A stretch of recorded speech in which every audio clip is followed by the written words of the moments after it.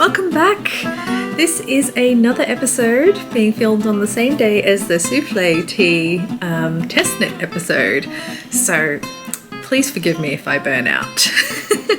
I have moved. I have moved to the bedroom where it's much cozier, much nicer, and where I can literally surround myself with the detritus of podcasting material.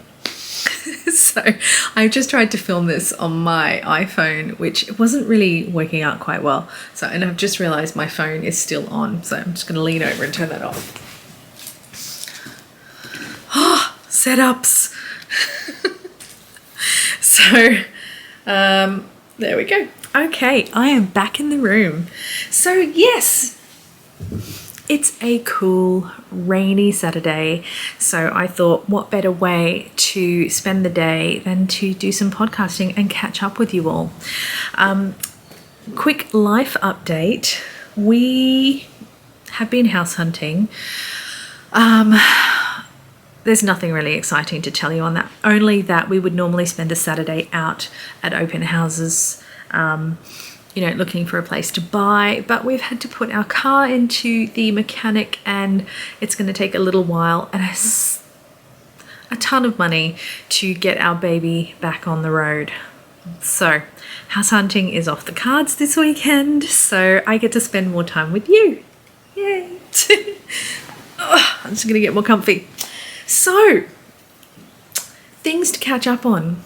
Hopefully this won't be too long because I did say I was going to split my souffle tea test knitting talk into one episode and everything else into this episode. So I will hopefully be keeping this relatively short to maybe about half an hour. We'll see. Because the shorter it is and the less rambly I am, the quicker it will upload to YouTube and the less editing needed. It's about efficiency. Anywho, so yes, I am here because I have a few things to talk about. Since finishing the souffle tea, it has been a couple of weeks. I have been working on a couple of other projects, and during knitting the souffle, I did need a bit of a palette cleanser. So my first and only finished object is this. This is a Beret No.1 by My Favorite Things Knitwear. I knitted it up in Holst Garn in their fibre, their yarn blend called Noble, and it is 95% Geelong wool and 5% cashmere. And it's in a lovely blue, pale blue called Splash, which is kind of like a pool and a watery blue. And as you'll see, the light isn't great because it's kind of overcast and wet, and so you'll be able to see it is a pale blue. I did add the pom-pom on, and it's a pom-pom made out of Holst Garn's Super Soft in the colourway Mariner. So it's a navy blue with flecks of green throughout. I have made this before. I made a Beret No.1 for my mum, probably around this time last year. I think it was around Mother's Day. I knitted hers up in a slightly larger needle size, but this one I actually followed the instructions. I knitted it up in the recommended needle size, and I held 2 strands of Holst Noble together. It's kind of like a light fingering. It's 333 meters per 50 grams, which is 666 meters per, 333 per 50 grams, not 100 grams. And that would make it 666 meters per 100 grams. So yeah, it's kind of like a light fingering to lace. Don't hold me to that. But it does recommend either 3 or 3.5 millimeter needles per 25 stitches. I don't know. Anyway, I held it double. and it's created a really nice fabric. While I was knitting on it, it didn't actually feel that great. It had a really dry feel. I mean, it's supposed to still have some spinning oil in it, I believe. It felt really crisp and dry, and I wasn't a fan. But about halfway through knitting up the beret, it seemed to soften, and I don't know if it's the cake has actually softened up or if my fingers just got used to it, but yeah, it did actually soften up quite a bit. It actually still feels quite soft, so it might have just been the outside of the cake where I was pulling from that was the harder fibre. And anyway, once I was finished and I washed it, it bloomed beautifully. I had to rinse it out a couple of times because the water came out kind of murky, which is fine. But then on its final rinse, I let it sit in the tub for about an hour in kind of above room temperature, so warm, lukewarm water, just to let those fibres bloom a bit more. And it has turned out to be a really nice soft fabric. Not like super squishy mohair soft, but cashmere soft, slightly cashmere soft. It's certainly not abrasive, but yeah, it's only 5% cashmere, but it does seems to make a difference, which is nice. So yes, so that was me really testing out Holst yarn. I still have their other yarn blends to try. I got one of my neighbours owns a motorbike and loves to, you can hear it. Anyway, I do have the other yarn blends to try. I got the wool and cotton blend and also 2 colours of the super soft. So I will work with those in the future. But yeah, I just thought it was a really nice kind of palette cleansing project. Fairly quick. It took me about 2 weeks to knit up. I did knit it in the small to medium size, and I should have knit it in the medium to large because I would much prefer a deeper, I guess, more fabric here between the brim and between the fold and the band than what I currently have. So it's a little small for me, but it does still give the beret look. Yeah, I also made a mistake when I was doing the increases after the band. You're supposed to do the increases with yarn overs, and I did them the wrong way. So I've kind of ended up with some eyelets along there, but I'm not mad about it because I think it does kind of look cute. It adds a little bit of interest to an otherwise very simple pattern. So yeah, so that's my one and only finished object.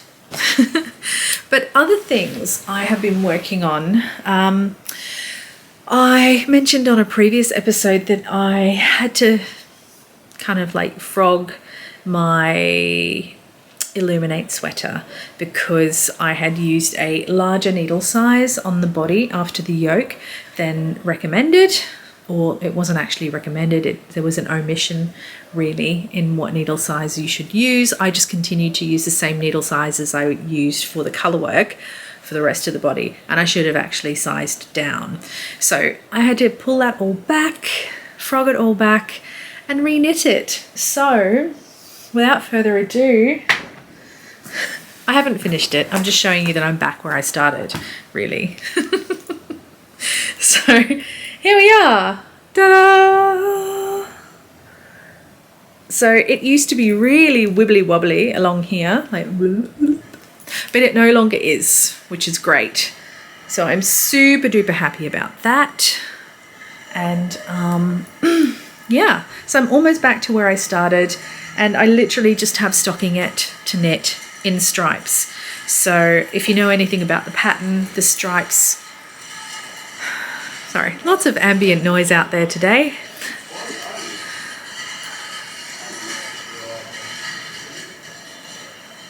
Australia. Gotta love the Australian blokes, they're so noisy. Anywho. So the stripes, I knit 5 rounds, so 5 rows of each colour for the stripes, and it's come up quite nicely.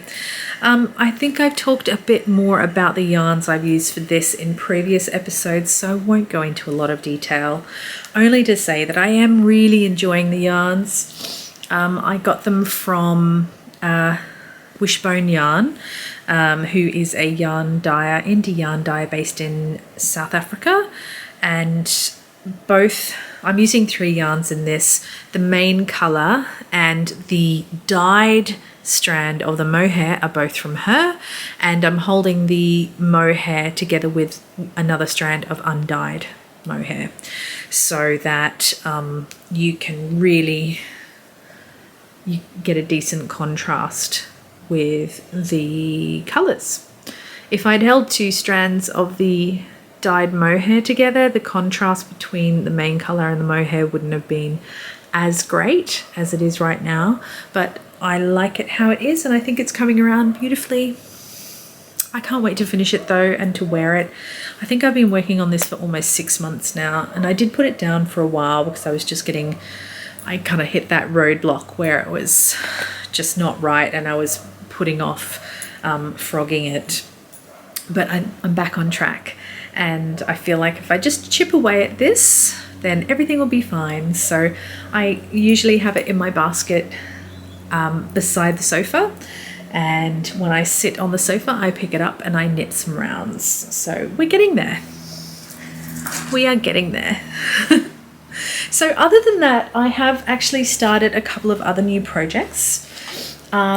So last year I knitted my dad a zipper sweater man, which turned out to be far too big for him, sadly, and he was also kind of sensitive to the mohair, which at the time I was just like, well, it's so much better with mohair, just give it a go, but it didn't work out. So this time round I am knitting him a petite knit terrazzo neck in this worsted, what is it, lamb's wool, I believe. I should know this. Pure New Zealand wool, 100% wool, and it's a non-superwash. It's in the colourway Truffles, and I bought it from Skeins in New Zealand. So my dad chose the colour, and it doesn't have mohair, so the pattern itself calls for, excuse me, whew, take a breath, Sion, take a sip.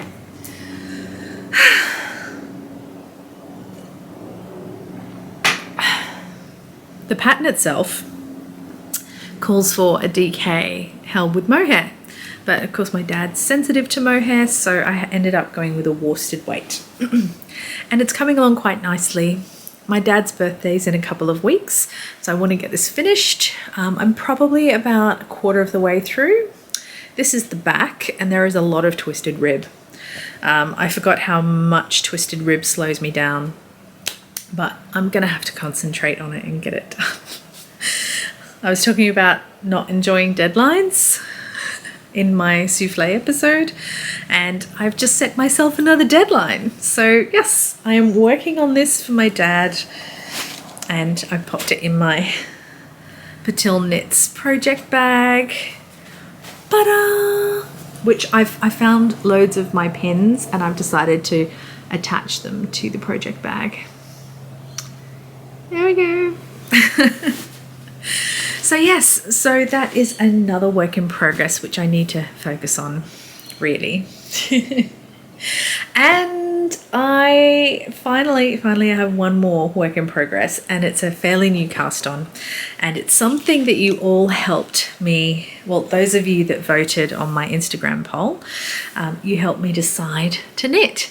So when was it, last weekend or something, I was talking about itching to cast on something new, and I couldn't decide between what's her name, Melody Hoffman's Wildflowers Path sweater in Nutiden, because I've been meaning to knit up a Nutiden sweater with all the Nutiden yarn I have, or the Nordstrand sweater, the free pattern by Phil Kalana. or the Gr8 Gingham Raglan by Jessie Maed Designs. And quite rightly, the majority of votes voted for the Gr8 Gingham Raglan, and I had the yarn in my stash, so I got started straight away. And I think I've been knitting on this for about 4 days, and we have a partial sleeve. I really hope the lighting is decent on this and that you can see it. I'll try and brighten this up in post-production, but these colors together are just lovely. They are really nice. Let's see if I hold it up here. Maybe you can tell. It's a little bit warped because of the floats in the back. God, I've gone brain dead. This is what happens when you try and film 2 podcast episodes in one day. I have the floats in the back, and they are quite large floats. I did initially start knitting this up and catching the floats in the back, and I'm trying to show you here. But then that was slowing me down, so I thought, screw this. I threw all caution to the wind, and now I'm just working with larger floats in the back.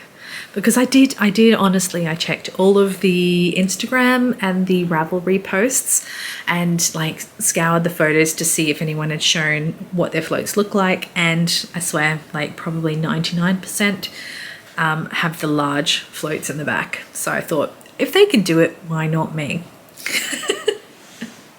So yes, I cast on the Gr8 Gingham Raglan, yay! And it's in my, what appears to be my colour combination for 2022, which is a kind of like light jade green or any jade green held together with a lilac or a purple. And yeah, that seems to be my colour combo for this year. So just ignore all the other strands, but these are the yarns here. So this yarn is a lovely mohair sock yarn from Moran that I bought a while ago, and you may, if you go back through some of my other episodes, you'll see I covered it in one of my acquisitions sections. I can't remember what episode it was, but it's a beautiful kind of variegated pink and purple sunset style colors. It's really lovely, and I'm holding it together with Tilia, Filcolana Tilia. God, the lighting in here is appalling. I do apologize. I have my curtains open and everything. And then I've had this Knitpicks yarn in my stash for a very long time, since I first started knitting, and I went on my very first yarn haul. And this is Knitpicks palette in the color Sagebrush, and this is Knitpicks Aloft in the colorway, I can't remember. That's not the colorway name, but I just can't remember. But they do go quite beautifully together, I think. And I think this is going to be gorgeous. I did and ah for about 2 days while I was knitting this bit here as to whether or not I should do a short sleeve or if I should do the long sleeve. But clearly I've moved on and we are doing a long sleeve. A full colorwork sweater. I mean, I know I'm working on a colorwork sweater as well. I also have another colorwork sweater that shall not be named right now. The shame of not continuing with it still lingers. But anyway, so a full colorwork sweater is going to test my patience, I know, but I'm just adoring this color combination. It's so me. Anywho, so they are my works in progress. So yes, as I said, this was going to be fairly short. I think we're at 19 minutes. That's pretty good. I do actually have some acquisitions as well. So when I bought the yarn for my dad, yes, it is down there. I got him to choose some yarn, and I was looking for a local, fairly local yarn supplier. And I mentioned previously that I'd ordered some yarns from Skeins in not the UK, in New Zealand. And and they're an affordable, relatively affordable mill or yarn company. So I thought I'd send my dad some links to some options for yarn, and he ended up going with the one from Skeins. So I thought, well, if I'm paying for postage from New Zealand, which was with DHL, I think it was about $20-something, I thought I may as well make use of the order and order a few more things for myself. So I got Dad his terrazzo net quantity, and they were having a sale as well. So I thought, well, while I'm there, why don't I order the yarn for the Nordstrand sweater? And the Nordstrand is still on my list, even though you guys chose for me to start knitting the Gingham Raglan. And I had looked at all of the photos of the Nordstrand online, and most people had gone for a fairly neutral, like white or beige with a dark grey or a dark blue. And even though I knit a lot of colourful things, I do still have a hankering for a bit of neutral in my life, a bit of neutral coziness. So I see all those lovely neutral knits on Instagram, and I just, you know, have that grass is greener moment where I think, oh, wouldn't it be nice to have a really nice, beautiful neutral wardrobe? It's just not me, but still I want some neutral things in my wardrobe. So I ordered some of Skeins rustic wool, and it is the Southlander DK, and it's a high country wool. It is, doesn't actually say on there, but it is 100% New Zealand wool. And I got these two colours. This one is charcoal, and this one is silver. So it's a very light grey, and together I think they'll do quite well. So this will be the main colour for the sweater, and this will be the contrast colour. So yeah, so I got a quantity of that, and I also had been wanting to try a yarn with some possum fibre in it. They had quite a decent selection, but I ended up settling on the Sockmatician yarns. I'd heard about Sockmatician and was a bit curious, so I thought, seeing as they were having a sale, I would get myself some Sockmatician yarn. So these two are DK. This one is the Taylor colorway. It is a lovely jade green. I'm not sure it's coming out on camera because the lighting is so poor. I'm sorry. And this is kind of like a purpley, kind of, yeah, like a muted medium purple or fuchsia, not really fuchsia. It's hard to say. It's kind of a purpley pink, but I think together they are rather lovely. So I have been meaning to make the pressed flower shawl for a while, and I couldn't really settle on a yarn. I'd ummed and ahed so many times, but I ended up going with these because I thought, you know, this is a really nice combination. It's recycled natural fibre with possum fibre. So yeah, I figured, you know, it's recycled. It also has a bit of possum in it. So let's give it a go. So yes, so that is my yarn acquisitions, things that I have bought from actual stores. I do actually have a couple other acquisitions which I forgot about. It's just on the bed here. Please excuse me. So a sewing buddy of mine has been helping her mum de-stash her yarn, and so she did a little mini de-stash on Instagram a couple of weeks ago, and she had some collections of Rowan Summer Light DK, and so I put my hand up. I was like, I'll have it. I've been meaning to try some cotton yarns, but I've always balked at the prices, particularly Rowan yarns, because in my local yarn store something like this is like, I don't know, $12-14 for a 50-gram ball. Yeah, I mean, I get, you know, you're paying for quality or whatever, but I wasn't quite ready to invest that much money in something that I wasn't sure I was going to like. But I bought this from my sewing buddy, and it was a really reasonable price in the D-stash. So I got this colorway. I can't remember what it is. I think it's a sea blue, like on the website. It's like a sea blue. It's kind of like a medium muted petrol blue. And then I also got, I just pulled the tag off. I also got this one, which is kind of like a silvery grey.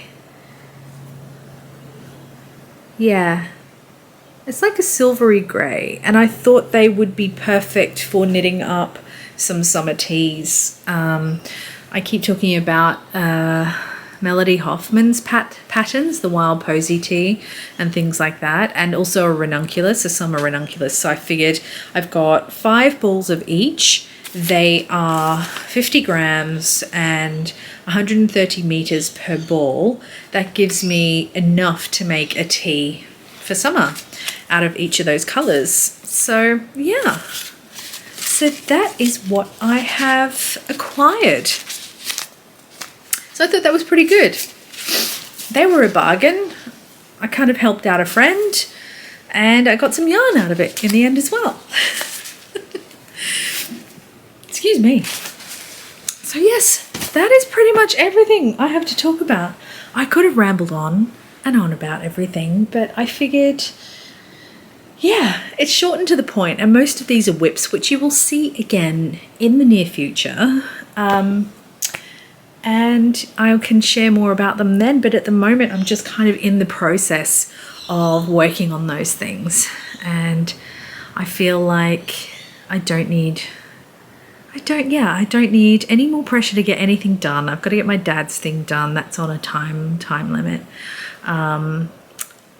Yeah, work's ramping up because we're essentially going back to the office 60% of the time, which commences for me next week. I've taken the last week off work because it's my birthday. Well, it's not my birthday now. It was on Monday, but I decided to take the week off and spend some time doing things that I want to do. But yes, I have been this last week. What did I do? I was going to tell you about my week off, but I've completely forgotten everything.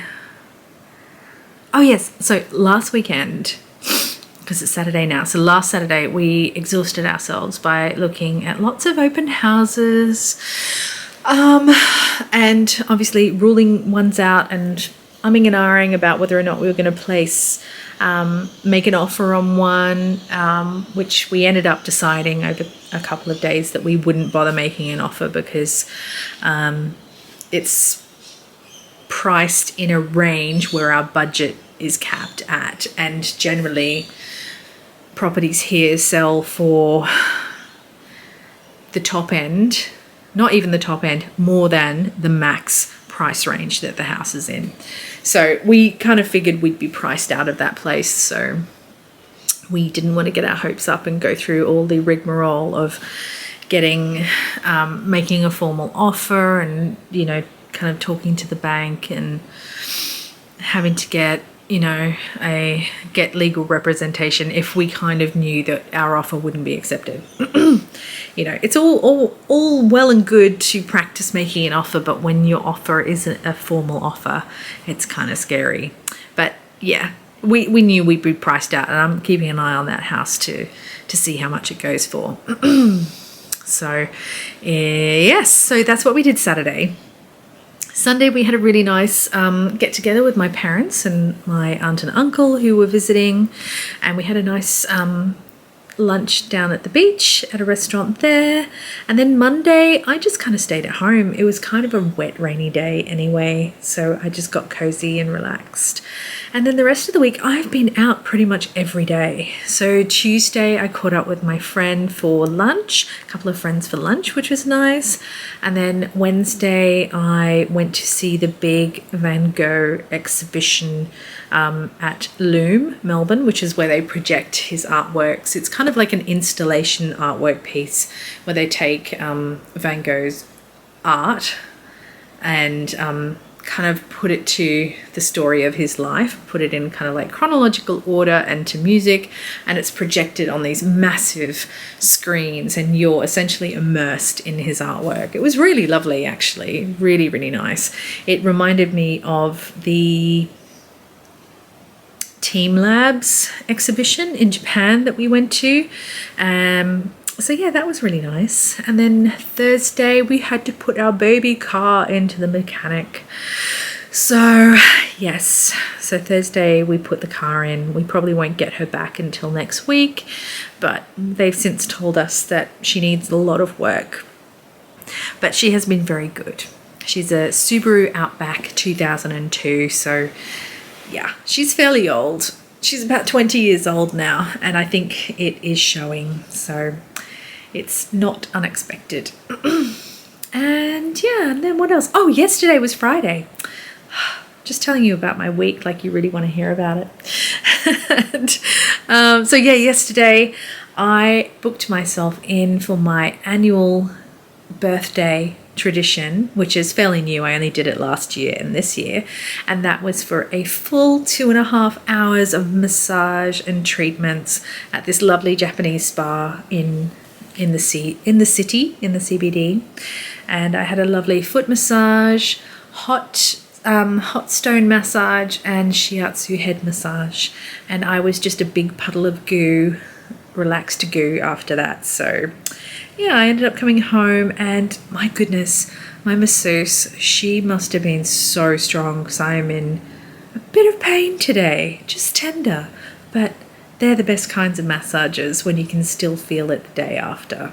So later on, I'm going to have a nice hot bath, relax my muscles even more, and just enjoy. Yeah. So that has been my birthday week, and today I spent it mainly podcasting and uploading, doing a bit of knitting. Yeah, that's pretty much it. And then tomorrow, I don't know what tomorrow will bring. It depends on the weather, but we'll see. But for now, I'm going to leave you to it. It's been lovely catching up with you, and I hope you all have a wonderful weekend. See you next time. Bye!